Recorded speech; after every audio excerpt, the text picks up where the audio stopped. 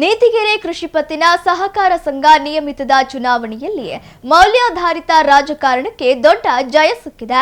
ಶ್ರೀ ವೀರಭದ್ರೇಶ್ವರ ಸ್ವಾಮಿ ತಂಡದ ಅಭ್ಯರ್ಥಿಗಳು ಅಭೂತಪೂರ್ವ ಗೆಲುವು ಸಾಧಿಸುವ ಮೂಲಕ ಸಹಕಾರ ಕ್ಷೇತ್ರದಲ್ಲಿ ಹೊಸ ಆಶಯ ಮೂಡಿಸಿದ್ದಾರೆ ಎಂದು ವಿಜೇತ ಅಭ್ಯರ್ಥಿ ಶಶಿಧರ್ ಎನ್ಸಿ ತಿಳಿಸಿದರು.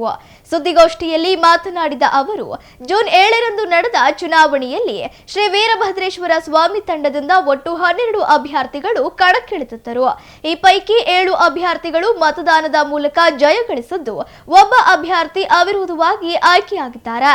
ಈ ಮೂಲಕ ತಂಡವು ಸಂಘದ ಆಡಳಿತ ಚುಕ್ಕಾಣಿ ಹಿಡಿಯುವಲ್ಲಿ ಯಶಸ್ವಿಯಾಗಿದೆ ಎಂದರು. ಈ ಬಾರಿಯ ಚುನಾವಣೆಯು ಹಣಬಲ ಮತ್ತು ಆಮಿಷಗಳ ನಡುವೆ ಗಮನ ಸೆಳೆದದ್ದು.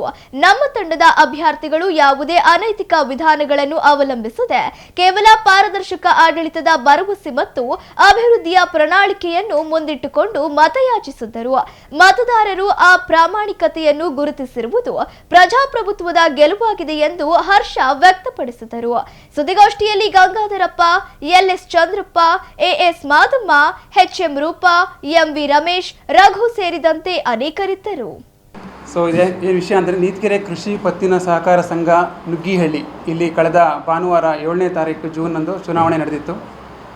ಈ ಚುನಾವಣೆ ಘೋಷಣೆ ಆಗೋ ಒಂದು ವಾರ ಮುಂಚೆ ನಾವೆಲ್ಲ ಸಮಾನ ಮನಸ್ಕರು, ಹಿರಿಯರು, ಮಧ್ಯವಯಸ್ಕರು, ಕಿರಿಯರು ಎಲ್ಲರೂ ಒಂದು ತಂಡ ಮಾಡಿಕೊಂಡು ನೀತಿಗೆರೆ ದೇವಸ್ಥಾನದಲ್ಲಿ ವೀರಭದ್ರೇಶ್ವರ ಸ್ವಾಮಿ ತಂಡ ಅಂತ ಒಂದು ತಂಡ ನಿರ್ಮಾಣ ಮಾಡಿದ್ವಿ. ಅದರಲ್ಲಿ ಎಲ್ಲ ಯಾರ್ಯಾರು ಈ ಸೊಸೈಟಿ ಚುನಾವಣೆಯಲ್ಲಿ ಭಾಗವಹಿಸಬೇಕು ಅಂತೇಳಿ ಒಂದು ಚರ್ಚೆ ಮಾಡಿ, ಯಾರ್ಯಾರಿಗೆ ಆಸಕ್ತಿ ಇದೆ, ಯಾರ್ಯಾರು ಸಮಾಜಕ್ಕೆ ಒಳ್ಳೇದು ಮಾಡ್ತಾರೆ ಅಂತ ನಮ್ಗೆ ಅನಿಸುತ್ತೋ ಅಂಥವ್ರನ್ನೆಲ್ಲ ಸಂಪರ್ಕ ಮಾಡಿ ಒಂದು ತಂಡ ರಚನೆ ಮಾಡಿದ್ವಿ. ಟೋಟಲ್ 12 ಜನಕ್ಕೆ ಇದು ಸೊಸೈಟಿ ಇದೆ, 12 ಜನ ಸೊಸೈಟಿ. ಸೊ ಅದರಲ್ಲಿ ನಮ್ಮ ತಂಡದಿಂದ 12 ಜನ ನಾಮಪತ್ರ ಸಲ್ಲಿಸಿದ್ವಿ. ಪ್ರತಿ ಇದಕ್ಕೂ ನಾವು ಸ್ಪರ್ಧೆ ಮಾಡಿದ್ವಿ. ಎಲ್ಲ ಜನರಲ್ ಕ್ಯಾಟಗರಿ ಇದೆ, ಲೇಡೀಸ್ ರಿಸರ್ವೇಷನ್ ಇದೆ, ಮತ್ತು SC ST ರಿಸರ್ವೇಷನ್ ಇದೆ, BCM A ಮತ್ತು B, ಈ ರೀತಿ ಎಲ್ಲ ಕ್ಯಾಟಗರಿ ಇದ್ದು ಎಲ್ಲ ಕ್ಯಾಟಗರಿಯಿಂದ ಒಂದೊಂದು ಸ್ಪರ್ಧೆಗಳನ್ನ ನಮ್ಮ ತಂಡದಿಂದ ಆಯ್ಕೆ ಮಾಡಿ ಅವ್ರಿಗೆ ನಾಮಪತ್ರ ಸಲ್ಲಿಸಿದ್ವಿ. ನಾಮಪತ್ರ ಸ್ಕ್ರೂಟಿನಿ ದಿನ 2 ಸ್ಥಾನಗಳು ಯುನಾನಿಮಸ್ ಆಗಿ ಆಯ್ಕೆ ಆಗುತ್ತೆ. ಯಾಕೆಂದರೆ ಎರಡೇ ಅಪ್ಲಿಕೇಶನ್ ಸಬ್ಮಿಟ್ ಆಗಿತ್ತು, ಅದರಲ್ಲಿ ಒಂದು ರಿಜೆಕ್ಟ್ ಆಗಿದ್ದರಿಂದ ಒಂದು ST ಮತ್ತು ಒಂದು BCM A 2 ಯುನಾನಿಮಸ್ ಆಗಿ ಆಯ್ಕೆ ಆಗಿದೆ. ಉಳಿದಂತೆ 9 ಸ್ಥಾನಗಳಿಗೆ ಚುನಾವಣೆ ಘೋಷಣೆ ಆಯಿತು. ಈ ಚುನಾವಣೆಗೆ ನಾವು ಒಂದು ವೀರಭದ್ರೇಶ್ವರ ತಂಡ ಅಂತ ಇಟ್ಕೊಂಡು ನಮ್ಮದು ಪಾಲಿಸಿ ಏನು ಅಂತಂದರೆ, ಮತದಾರರಿಗೆ ಯಾವುದೇ ರೀತಿಯ ಆಮಿಷ ಹುಟ್ಟದೆ, ಯಾವುದೇ ರೀತಿಯ ಹಣ ಅಥವಾ ಇನ್ನೊಂದು ಮಾಡದೆ, ನಾವು ಏನು ಕೆಲಸ ಮಾಡ್ತೀವಿ, ನಾವು ಮುಂದೆ ನಮಗೆ ಅದು ಅವಕಾಶ ಸಿಕ್ಕರೆ ಯಾವ ರೀತಿಯ ಸಂಘವನ್ನು ನಡೆಸ್ಕೊಂಡು ಹೋಗ್ತೀವಿ ಅನ್ನೋದ್ರ ಬಗ್ಗೆ ಸಂಪೂರ್ಣ ಮಾಹಿತಿಯನ್ನು ಒಂದು ಮುದ್ರಣ ಮಾಡಿ ಅದು ನಿಮ್ಗೆ ಅದರಲ್ಲಿ ಕೊಟ್ಟಿದೆ ಸರ್ ಕಾಪಿ, ಏನೇನು ಮಾಡ್ತೀವಿ ಅಂತ ಪೂರ್ತಿ ಕಾಪಿ ಇದೆ. ಅದನ್ನು ವೀರಭದ್ರೇಶ್ವರ ಸ್ವಾಮಿ ನೀತಿಗೆರೆ ಇಲ್ಲಿ ಎಲ್ಲ ಸ್ಪರ್ಧಿಗಳು ನಿಂತು ಬೆಂಬಲಿಗರೊಂದಿಗೆ ನಿಂತು ಪ್ರಮಾಣ ಮಾಡಿ, ಪ್ರತಿಯೊಂದು ವಾಕ್ಯವನ್ನು ಓದಿ ಸ್ವಾಮಿ ಮುಂದೆ ಪ್ರಮಾಣ ಮಾಡಿ ಅದನ್ನು ವಿಡಿಯೋ ರೆಕಾರ್ಡಿಂಗ್ ಮಾಡಿ ಪ್ರತಿ ಹಳ್ಳಿಗೂ ಅದನ್ನು ತಲುಪಿಸಿದ್ದೀವಿ. ಆನಂತರ ಅದನ್ನು ಮುದ್ರಣ ಕೂಡ ಮಾಡಿ ಪ್ರತಿ ಮನೆಗಳಿಗೆ ಅದನ್ನು ತಲುಪಿಸಿದ್ದೀವಿ. ಅಲ್ಲಿ 800 ಜನ ಮತದಾರರಿದ್ದಾರೆ ಸರ್ ಆ ಸಂಘದಲ್ಲಿ. ಎಲ್ಲರ ಮನೆಗೂ ಹೋಗಿ ಎಲ್ಲರಿಗೂ ಈ ವಿಷಯ ತಲುಪಿಸಿ ವಿಡಿಯೋ ಮತ್ತು ಮುದ್ರಣ ಪ್ರತಿಗಳನ್ನ ಹಂಚಿ ನಾವು ಮತವನ್ನು ಕೇಳಿದ್ದೀವಿ. ಸೊ ಜನಗಳು ಯಾವುದೇ ನಿರೀಕ್ಷೆ ಇಟ್ಕೊಳ್ಳದೆ, ಯಾವುದೇ ಹಣದ ಇನ್ನೊಂದು ನಿರೀಕ್ಷೆ ಮಾಡದೆ, ನಮ್ಮ ತಂಡದ 8 ಜನ ಒಟ್ಟು 9 ಜನ ಸ್ಪರ್ಧೆ ಮಾಡಿದ್ರಲ್ಲಿ 7 ಜನಕ್ಕೆ ಆಯ್ಕೆ ಮಾಡಿದ್ದಾರೆ, ಒಬ್ಬರು ಯುನಾನಿಮಸ್ ಆಗಿ ಆಯ್ಕೆ ಆಗಿದ್ದಾರೆ. ಟೋಟಲ್ ಈಗ 12 ಜನದಲ್ಲಿ 8 ಜನ ನಮ್ಮ ತಂಡದಿಂದ ಆಯ್ಕೆ ಆಗಿದ್ದಾರೆ.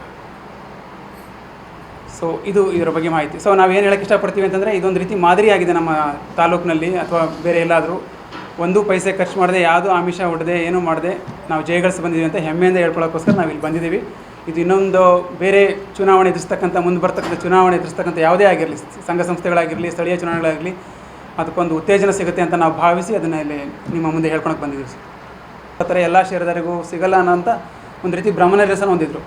ಸೊ ಪಂಡಮಟ್ಟಿ ಗುರುಬಸವ ಸ್ವಾಮೀಜಿಗಳನ್ನ ನಾವು ಸಂಪರ್ಕ ಮಾಡಿ, ಸ್ವಾಮೀಜಿ ನೀವು ಬಂದು ಜನಗಳಿಗೆ ಒಂದು ಉತ್ತೇಜನ ಕೊಡಬೇಕು, ಮಾತನಾಡಬೇಕು, ಎಲ್ಲ ಮತದಾರರು ಇದರಲ್ಲಿ ಬಂದು ಚುನಾವಣೆಯಲ್ಲಿ ಭಾಗವಹಿಸಬೇಕು, ಅವರ ಹಕ್ಕನ್ನು ಚಲಾಯಿಸಬೇಕು ಅಂತ ಕೇಳ್ಕೊಂಡಾಗ ಸ್ವಾಮಿಗಳು ಒಪ್ಪಿ ಭಾನುವಾರ ಚುನಾವಣೆ ಇದ್ದಿದ್ದು ಗುರುವಾರ ಮಧ್ಯಾಹ್ನ ಅವರು ಸಂಜೆ 4 ಗಂಟೆಗೆ ಹೊನ್ನೆಮರಳ್ಳಿ ಗ್ರಾಮದಲ್ಲಿ ಬಂದು ಸಭೆ ಆಯೋಜನೆ ಮಾಡಿ ಚುನಾವಣೆ ಬಗ್ಗೆ ಎಲ್ಲ ರೀತಿಯ ವಿವರಗಳನ್ನು ತಿಳಿಸಿ, ಯಾಕೆ ಭಾಗವಹಿಸಬೇಕು, ಅವರಿಂದ ಏನು ಉಪಯೋಗ ಆಗುತ್ತೆ ಅಂತ ಜನಗಳಿಗೆ ಹೇಳಿ, ನಾವು ಸ್ಪರ್ಧಿಗಳು ಕೂಡ ನಾವು ಯಾವ ರೀತಿ ನಡ್ಕೋತೀವಿ ಅಂತ ಮತ್ತೆ ಗುರುಗಳ ಎದುರಿಗೆ ಪ್ರಮಾಣ ಮಾಡಿ, ಸೊ ನಮಗೆ ಅದರಿಂದ 80% ಮತದಾನ ಆಗಲಿಕ್ಕೆ ಸ್ವಾಮಿಗಳ ಕೊಡುಗೆಯೂ ಕೂಡ ಇದೆ ಅಂತೇಳಿ ನಾವು ಹೇಳಲಿಕ್ಕೆ ಇಷ್ಟಪಡ್ತೀವಿ.